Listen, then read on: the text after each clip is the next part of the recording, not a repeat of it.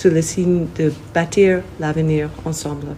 Merci. Tout à fait autre chose, la cité côtière de Mwanda n'a toujours pas bénéficié de 10 millions de dollars américains de rétrocession sur les fonds émanant des sociétés pétrolières comme prévu. Un collectif des jeunes de cette entité du Congo central est monté au créneau pour dénoncer cet état de choses. Ces jeunes mwandais se sont présentés au Parlement pour déposer une pétition. Igor Songo et Torres Atibou.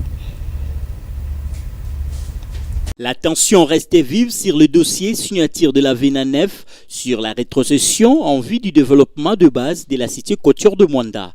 Depuis que le chef de l'État Félix Tshisekedi avait instruit le ministre des Hydrocarbures le 23 décembre 2021 de suivre le dossier sur la mise à la disposition de cette entité d'une somme de 10 millions de dollars américains, le constat est tel que l'argent n'a jamais été au bénéfice de Mwandais.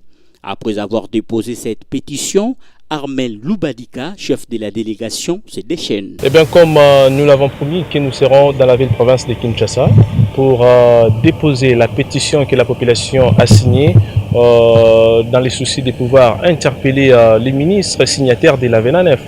Vous le savez bien que le président de la République démocratique du Congo, lors de la signature de ce contrat en décembre 2021, il avait voulu à ce que les territoires de Mwanda puissent bénéficier quand même de cette cagnotte, raison pour laquelle il avait rétrocédé cette somme au développement de ces territoires. Mais depuis 2021 jusqu'à ce jour, rien ne s'est fait, raison pour laquelle nous nous sommes décidés de venir aujourd'hui devant ces grands bâtiments pour déposer notre pétition.